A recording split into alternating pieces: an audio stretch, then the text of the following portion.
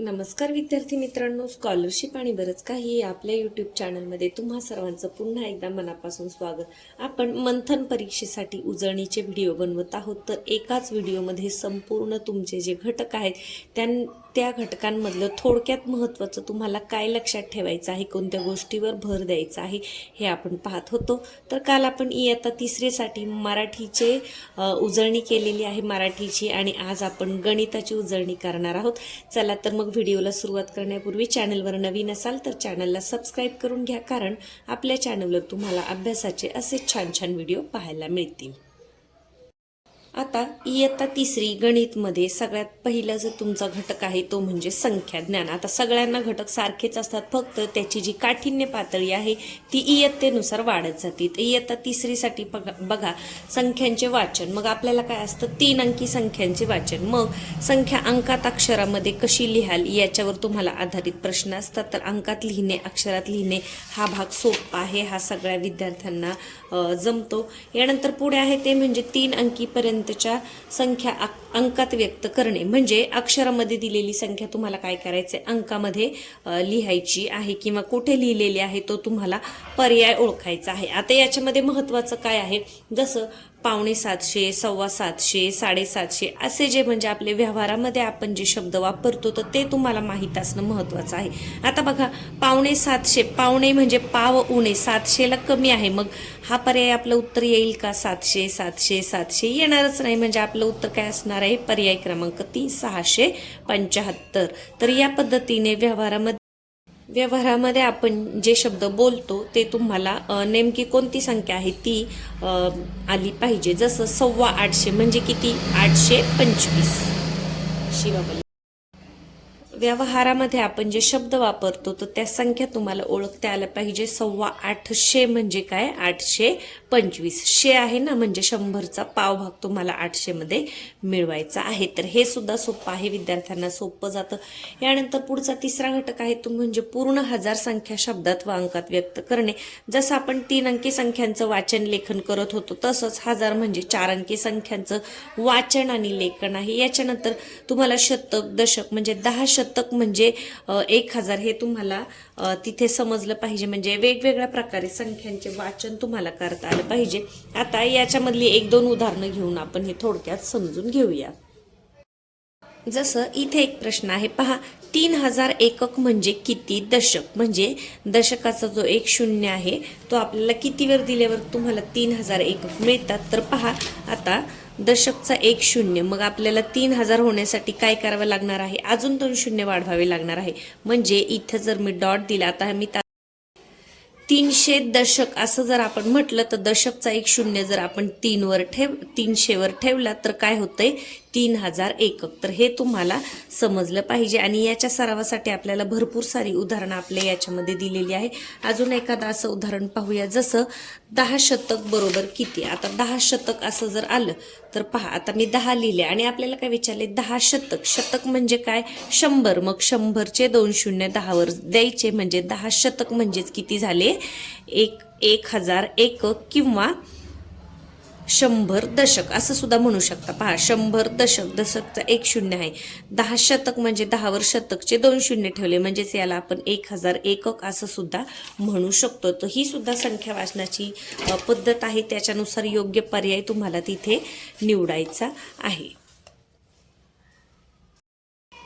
अजून एक उदाहरण पहा, जसं इथे दिलंय, खालीलपैकी किती पर्यायातील संख्या पूर्ण हजारांमध्ये लिहिलेल्या आहेत. 3 सहस्र, सहस्र म्हणजे पण काय, हजार, म्हणजे ही आहे. 9000 हे तर वाचल्यावरच आपल्याला कळते, म्हणजे 1 2 झाल्या. 700 दशक, पहा 700 वर दशकचा 1 शून्य दिला तर किती होतात, 7000, म्हणजे हे सुद्धा आहे. आणि 4 शतक, 4 वर जर शतकचे 2 शून्य दिले तर ते 400 होते. म्हणजे किती संख्या आहेत, 1 2 आणि 3. 3 कुठे आहे, पर्याय क्रमांक 1 हे आहे तुमचं उत्तर. तर इथे जास्त काही करायचं नाही. आता 4 शतक जर म्हटले, 4 शतक म्हटले, 4 लिहा, आणि शतक म्हटले म्हणून 2 शून्य द्या. ही हजारामध्ये झाली का, तर नाही झाली. 700 दशक, आता पहा 700 लिहा आणि दशक म्हटले म्हणून दशक म्हणजे 10चा 1 शून्य द्या, ही झाली 7000. तर या पद्धतीने तुम्हाला व्यवस्थित ती जी संख्या आहे ती ओळखता आली पाहिजे. तर असे सुद्धा प्रश्न तुम्हाला याच्यावर आधारित येतात. पुढे आहे ते म्हणजे 3 अंकी संख्येची स्थानिक व दर्शनी किंमत. तर स्थानिक आणि दर्शनी किंमत अगदी सोपी आहे. याच्यावर उदाहरणं कशा प्रकारची असतात, जी दिलेली एखादी संख्या असते त्यातील 4ची स्थानिक किंमत व दर्शनी किंमत यातील फरक किती, तसेच 2 अंकांच्या स्थानिक किमतींची बेरीज किती, त्यांच्या स्थानिक किमतींचा गुणाकार किती, या पद्धतीचे प्रश्न याच्यावर तुम्हाला असतात. आणि याच्या सरावासाठी आपल्या मार्गदर्शकामध्ये भरपूर अशा उदाहरणं दिलेली आहेत. यानंतर पुढे आहे ते म्हणजे 3 अंकी संख्येची विस्तारित रूपात मांडणी. आता विस्तारित रूपात मांडणी हा भाग अगदी सोपा आहे आणि हा भाग असा आहे की इथे तुम्ही कच्चं काम न करता तोंडी सुद्धा करू शकता. जसं 550 या संख्येची विस्तारित मांडणी कशी कराल. 550 म्हणजे 550. मग पहा 500 अधिक 50 हे इथेच दिसतंय आपल्याला 500 आणि 50. इथे 550 अधिक 0, 55 अधिक 50 असं नाही येणार. तर 500 अधिक 50 हे जर केलं तर मग काय आपलं उत्तर येतं 550. म्हणजे आपलं उत्तर काय आहे पर्याय क्रमांक 2. आता याची बेरीज सुद्धा 550 येते, परंतु मग आपल्याला विस्तारित मांडणी विचारली तर मग ती योग्य मांडणी कशी आहे तर या पद्धतीची आहे. 5 शतक अधिक 5 दशक. यानंतर विस्तारित मांडणी तयार होणारी संख्या अगदी सोपा आहे. 30 आणि 5 35 आणि हे किती आहेत 800 म्हणजे 835. कुठे आहे 835 पर्याय क्रमांक 4. म्हणजे याच्यातली बरीच उदाहरणं अशी असतात की जी तुम्हाला कच्चं काम न करता तोंडी सुद्धा तुम्ही सोडू शकता. कधी कधी याच्यामध्ये बहुपर्यायी प्रश्न सुद्धा असतात. अशा वेळेला तुम्हाला सगळे जे पर्याय आहेत ते पडताळायचे असतात. यानंतर पुढे आहे ते म्हणजे 3 अंकीपर्यंतच्या संख्येचा लहान मोठेपणा. तर संख्यांचा लहान मोठेपणा ठरवणं हे तर अगदी सोपं आहे. याच्यामध्ये अवघड असं काही नाही. फक्त याच्यामध्ये जेव्हा या प्रकारची उदाहरणं येतात, जसं पहा दोन्ही चौकटीच्या दोन्ही बाजूला डायरेक्ट संख्या न देता तिथे क्रिया दिलेली असते, तर आपल्याला ती क्रिया अगोदर करायची आणि नंतर मग लहान मोठेपणाचं चिन्ह घालायचं आहे. जसं पाहता 144 भागिले 16 गुणिले 9 मध्ये चौकट 9 अधिक 9. आता 9 अधिक 9 किती होतात 9 आणि 9 18. आता या बाजूला 18 येते का पहा. गुणाकार भागाकार एकत्र असलं तर पहिल्यांदा आपण काय करतो भागाकार करतो, नंतर गुणाकार, नंतर बेरीज आणि नंतर वजाबाकी. आणि बेरीज वजाबाकी एकत्र असेल म्हणजे जेव्हा आपण पदावली शिकलो तर पदावलीमध्ये काय असतं कंचे भागू बेव. म्हणजे पहिल्यांदा कंस सोडवायचा, त्यानंतर भागाकार, त्यानंतर गुणाकार, नंतर बेरीज आणि नंतर वजाबाकी. गुणाकार आणि भागाकार असेल तर पहिल्यांदा भागाकार करायचा नंतर गुणाकार करायचा. यानंतर समजा फक्त बेरीज आणि वजाबाकीच्या क्रिया जर एकत्र दिल्या असतील तर डाव्या क्रमाने म्हणजे ज्या बाजूने आपण लिहितो त्या क्रमाने सलग सोडवत गेलं तरीही बरोबर येतं, किंवा मग समान चिन्हांची पहिल्यांदा क्रिया करून घ्यायची. आता इथे आपल्याला काय आहे भागाकार आणि गुणाकार आहे, मग आपल्याला पहिल्यांदा भागाकार करावा लागणार आहे. मग 16चा पाढा 144 म्हणा, 16 9 44 9 येणार. 9 गुणिले 9 9 9 81. म्हणजे मग इकडे 81 आणि इकडे 18 आले. मग याच्यामध्ये कोणतं चिन्ह पाहिजे या साईडला तोंड असणारं चिन्ह म्हणजे पर्याय क्रमांक 2 हे आहे तुमचं उत्तर. तर या पद्धतीचं जेव्हा उदाहरण येतं तेव्हा तुम्हाला हे पहिलं सोडून घ्यावं लागतं आणि नंतर मध्ये चिन्ह घालावं लागतं. आता ज्यांचे पाढे चांगल्या पद्धतीने पाठ आहेत त्यांना कच्चं काम न करता तोंडी सुद्धा हे सुटणार आहे. आणि ज्या विद्यार्थ्यांना असं वाटतंय की आपला थोडासा तोंडीमध्ये गोंधळ होऊ शकतो तर त्यांनी काय करायचंय पटकन कच्चं काम करायचं आहे आणि नंतर मग इथलं मधलं जे चिन्ह आहे ते निवडायचं आहे. आता इथे गुणाकार आणि वजाबाकीमध्ये सुरुवातीला आपण काय करणार गुणाकार करणार. जेव्हा बेरीज वजाबाकी गुणाकार भागाकार एकत्र येतं तेव्हा पहिल्यांदा भागाकार नसेल तर गुणाकार, नंतर बेरीज आणि नंतर वजाबाकी करायचे. एवढा नियम मात्र लक्षात ठेवा म्हणजे काय होईल तुमचं गणित चुकणार नाही. यानंतर पुढे आहे ते म्हणजे दिलेल्या अंकांवरून संख्या तयार करणे. आता संख्या तयार करणे म्हणजे लहानात लहान संख्या तयार करायला सांगतात, मोठ्यात मोठी संख्या तयार करायला सांगतात. कधी कधी त्या दोन संख्यांची बेरीज विचारतात म्हणजे लहान आणि मोठ्या संख्येची, किंवा कधी कधी फरक सुद्धा विचारतात. आता याच्यामध्ये महत्त्वाचं काय आहे तर जेव्हा तुम्हाला अंक दिलेले असतात तर लहानात लहान संख्या तयार करताना आपण काय करतो सुरुवातीला लहान अंक, त्यानंतर थोडा मोठा, म्हणजे चढत्या उतरत्या क्रमाच्या अगदी उलट क्रिया. लहान संख्या तयार करायची आहे तर पहिल्यांदा लहान अंक, मोठी संख्या तयार करायची आहे पहिल्यांदा मोठा अंक. इथे लक्षात एकच ठेवायचे ते म्हणजे जेव्हा आता समजा 3 5 2 हे अंक आहेत. आता मला मोठ्यात मोठी संख्या तयार करायची तर मोठ्यात मोठी करताना सुरुवातीला मोठा अंक 5 घेणार, त्यानंतर थोडासा त्यापेक्षा छोटा आणि नंतर 2 असा घेणार. लहानात लहान करताना छोट्याकडून सुरुवात करा 2 3 आणि 5. आता याच्यामध्ये जर शून्य आला तर तुम्हाला लक्षात काय ठेवायचं, जसं 3 5 0 2. आता 4 अंक मी घेतले. याच्यापासून आपल्याला जर लहानात लहान संख्या तयार करायची, अंक किती आहेत 4, पण शून्य आपल्याला सुरुवातीला घेता येईल का, तर नाही. म्हणून लहानात लहान संख्या तयार करताना शून्य हा दुसऱ्या नंबरला ठेवायचा आहे डाव्या बाजूने. म्हणजे पहिलं मी काय लिहिणार, 2 लिहिणार, त्याच्यानंतर मी शून्य ठेवणार, त्याच्यानंतर मग लहान अंक कोणता आहे अजून, आणि त्याच्यानंतर 5 सगळ्यात शेवट. म्हणजे लहानात लहान संख्या तयार करताना जर दिलेल्या अंकांमध्ये शून्य असेल तर तो दुसऱ्या नंबरला ठेवायचा आहे. मोठ्यात मोठी करताना आहे तसं शून्य अगदी शेवट जाईल. म्हणजे पहा, सगळ्यात मोठा येईल 5, नंतर येईल 3, नंतर 2 आणि शून्य शेवट. म्हणजे मोठी संख्या तयार करताना काही अडचण नाही, परंतु शून्य असणारी लहान संख्या तयार करायची असेल तर मात्र शून्य दुसऱ्या नंबरला ठेवायचा आहे आणि त्याच्यानंतरचा जो अंक असेल तो सुरुवातीला घ्यायचा आहे. तर एवढं फक्त लक्षात ठेवा लहान आणि मोठा अंक संख्या तयार करताना.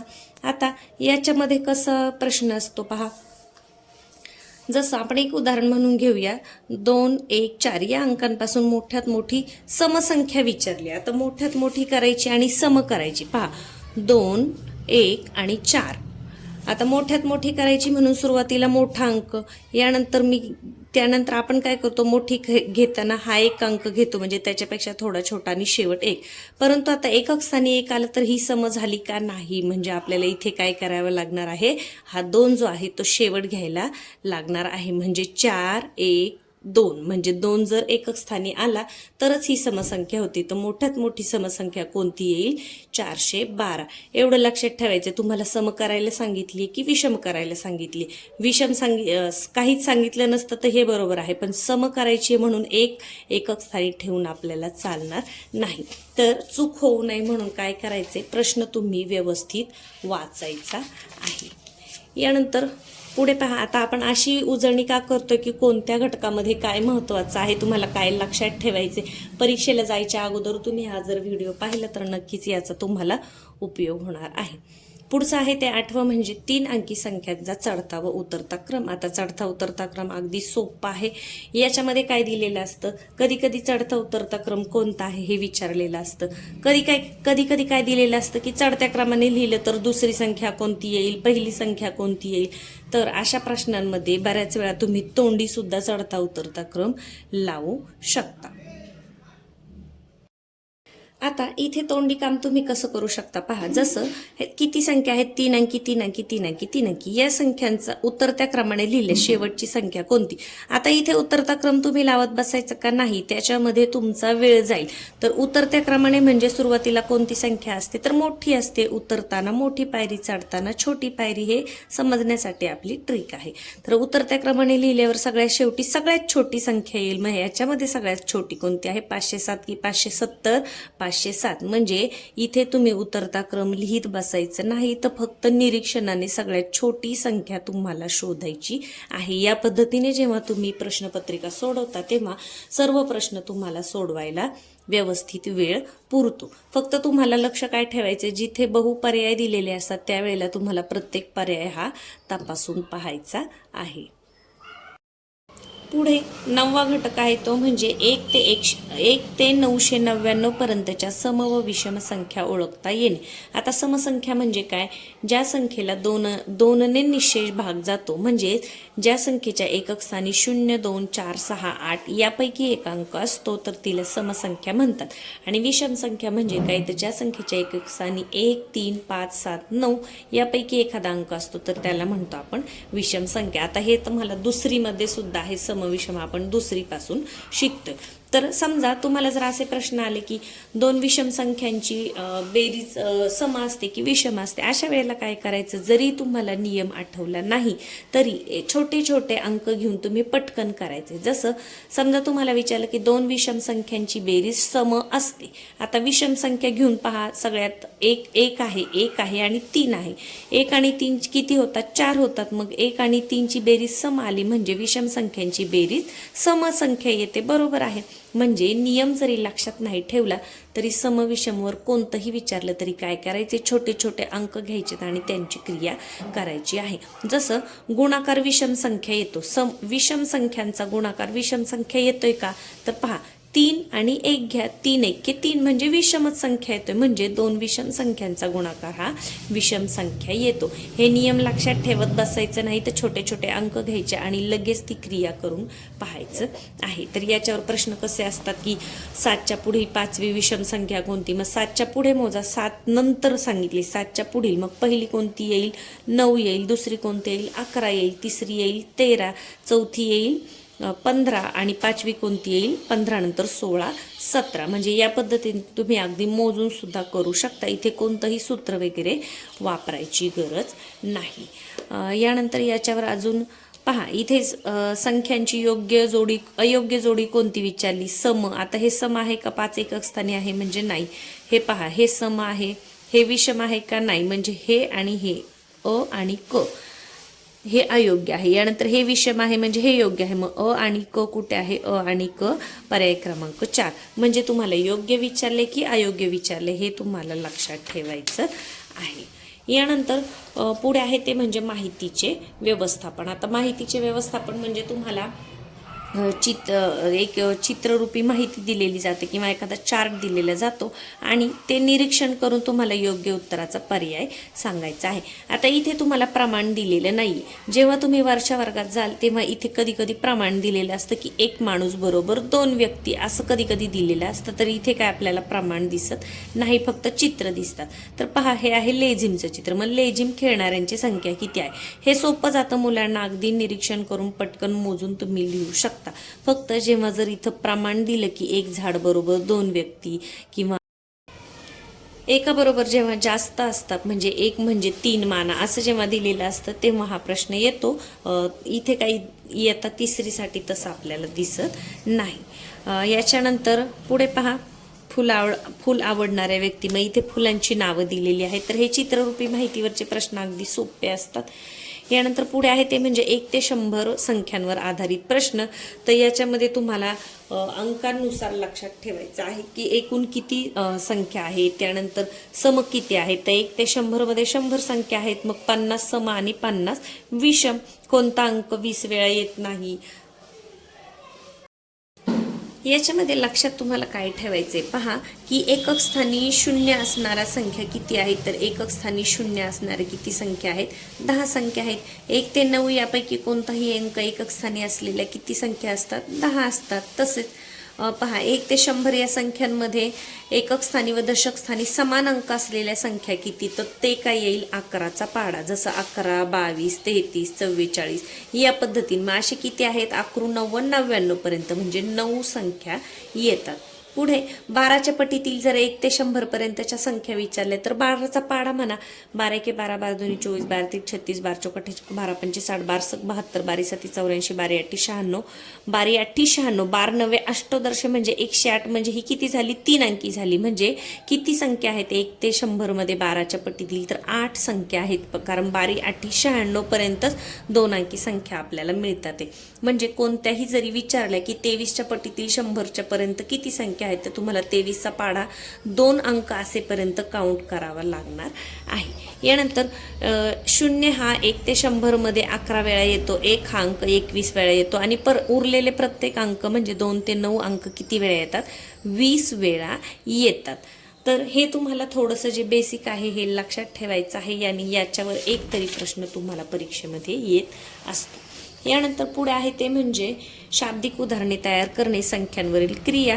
तर तुम्हाला याच्यासाठी पुस्तकामध्ये सुद्धा भरपूर प्रकारची उदाहरणं आपल्याला दिलेली असतात. जर उदाहरण दिलं असेल आणि आपल्याला काय करायचं आहे, आता पहा, रामजवळ 8 चेंडू, नेहाजवळ 5 चेंडू, प्रत्येक चेंडूची किंमत 5, तर वजाबाकीचं उदाहरण कोणतं आहे.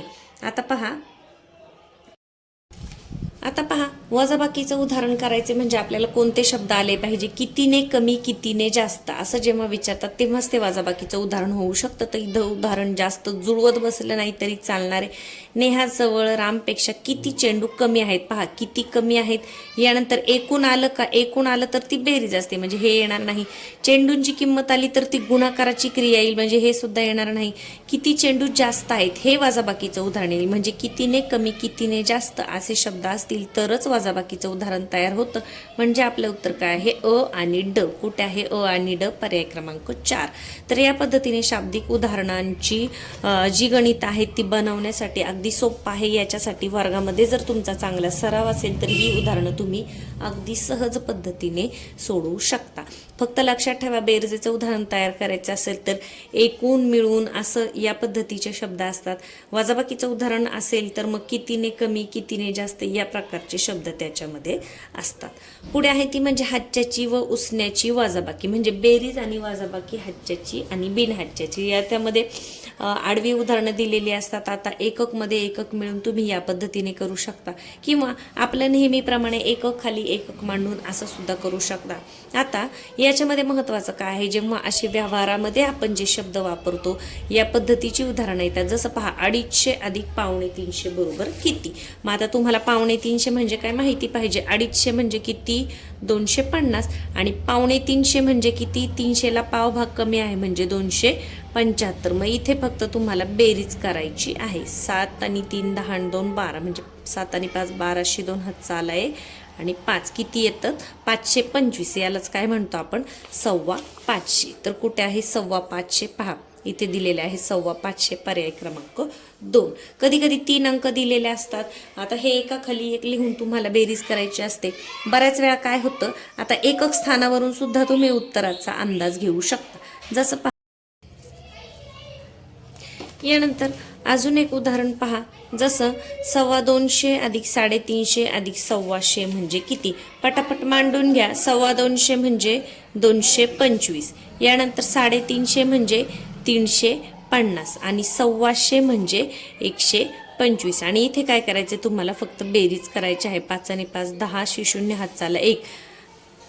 यानंतर 5 आणि 5 10, 0 हातचाला 1, 3 आणि 2 5 6 7 म्हणजे 700. कुठे आहे 700? पर्याय क्रमांक 2 हे आहे तुमचं उत्तर. अजून कशा प्रकारचं उदाहरण येतं तर पहा, या पद्धतीची क्रिया दिलेली असते आणि त्रिकोणाच्या जागी कोणती संख्या असेल तर पहा 7 8 आणि 7 आणि 8 मध्ये अजून किती मिळवल्यावर इथे 0 येतोय. पहा 7 आणि 7 14 आणि 1 15. 15 मध्ये अजून किती मिळवावे लागतील? 5. 15 मध्ये 5 मिळवले तर 20 होतील आणि मग इथे 0 येईल. मग हातचे आले 2, 8 आणि 2 परत 10 म्हणजे 0. इथे बरोबर येते. म्हणजे आपलं उत्तर काय आहे? पर्याय क्रमांक 4. तर या पद्धतीने ते दिलेले जे अंक आहेत त्यांच्यावरील क्रिया करून इथे कोणता अंक येईल हे तुम्हाला सांगता आलं पाहिजे. आणि ज्यांचा चांगला सराव आहे त्यांना या प्रकारची उदाहरणं ही अगदी सोपी जातात. पुढे आहे ते म्हणजे तर वजाबाकी सुद्धा सोपी आहे. तर तुम्ही एकक स्थानावरून सुद्धा करू शकता. पहा 3 मधून 2 गेले तर 1 उरतो. तर एकक स्थानी असलेलं एकच उत्तर आहे. पर्याय क्रमांक 2 म्हणजे आपलं उत्तर काय येणार आहे? पर्याय क्रमांक 2. कधी कधी तुम्हाला पूर्ण क्रिया करावी लागते किंवा बऱ्याच वेळा काय होतं, फक्त एकक स्थानाची क्रिया करून सुद्धा तुम्हाला उत्तर समजतं. जसं 3 मधून 2 गेले किती उरले? 1. इथे एक आहे का? नाहीये. इथे आहे, इथे नाहीये, इथे नाहीये. म्हणजे आपलं उत्तर काय असणार आहे? पर्याय क्रमांक 2. इथे तुम्हाला पूर्ण क्रिया करत बसण्याची गरज नाही. प्रश्न पाहिला की तुम्हाला समजलं पाहिजे की हे आपण पटकन कशा पद्धतीने सोडवू शकतो. यानंतर अजून एक उदाहरण पहा. सोबतच्या आकृतीमध्ये अनुक्रमे चौकोन व स्टारच्या जागी कोणते अंक येतील? पहा चौकोन आणि स्टार. अनुक्रमे म्हणजे पहिल्यांदा काय दिले? चौकोन. म्हणजे तुम्ही हा जर पर्याय घेतला तर चौकोनाच्या जागी 7 ठेवून बघायचा आणि स्टारच्या जागी 4 ठेवून बघायचा. हा घेतला तर चौकोनाच्या जागी 2 आणि 6 आणि स्टारच्या जागी 2. मग पहा आता खाली 3 उरते. मग 7 मधून 4 गेले तर 3 उरतात आणि 8 मधून 5 गेले तर 3 उरतात. म्हणजे हे दोन्ही पर्याय बरोबर आहे. इथे मात्र काय येतं? इथे 4 उरतील आणि इथे 2 उरतील. म्हणजे आपलं उत्तर काय असणार आहे? अ आणि क. अ आणि क कुठे आहे? पर्याय क्रमांक 4. तर इथे प्रत्यक्ष वजाबाकी करत न बसता तोंडी सुद्धा तुम्ही करू शकता की 3 कशामध्ये उरत आहे वजाबाकी केल्यानंतर. यानंतर पुढे आहे ते म्हणजे 3 अंकी संख्येची उसण्याची वजाबाकी, म्हणजे हातच्याची वजाबाकीचं इथे उदाहरणं दिलेली आहे. तर याच्यामध्ये सुद्धा मागाच्या सारखंच जे व्यवहारामध्ये शब्द वापरतो 525 वजा 250 बरोबर किती, तर हे तुम्हाला मांडायचं आहे आणि त्या पद्धतीने क्रिया करायची आहे. यानंतर पुढे आहे ते म्हणजे गुणाकार. मग गुणक असणारी म्हणजे 6 7 8 9 हे अनेक गुणणारी सोपी उदाहरणं. म्हणजे गुणाकार म्हणजे थोडक्यात इथे तुम्हाला काय करायचं आहे तर पाढ हे तुमचं पाठ असणं महत्त्वाचं आहे. तर गुणाकाराची उदाहरणं अगदी सोपी आहेत. पहा जसं 80 गुणिले 9 बरोबर किती? तर शून्याचा गुणाकार तर अगदी सोपा आहे, 8 9 72 आणि एक शून्य द्यायचं आहे, तर किती येईल? 720. पर्याय क्रमांक 2. कोणत्याही संख्येला शून्याने गुणलं तर उत्तर शून्य येते, हे लक्षात ठेवायचं. 60 गुणिले शून्य बरोबर किती? शून्य. शून्याला कोणत्याही संख्येने गुणलं किंवा कोणत्याही संख्येला शून्याने गुणलं तरी उत्तर किती येतं? तर शून्य येतं. हा एक नियम तुम्हाला माहीत असला पाहिजे. अजून याच्यामध्ये पहा, इथे एक आपल्याला दिसतंय की 7 गुणिले स्टार बरोबर शून्य. तर सोबतच्या उदाहरणात स्टारच्या जागी कोणता अंक पाहिजे? तर पहा, शून्यच पाहिजे. 7ला शून्याने गुणलं तर उत्तर शून्य येईल, म्हणजे याचं उत्तर काय आहे? फक्त क योग्य. पर्याय क्रमांक 3. तर हे सोपं आहे.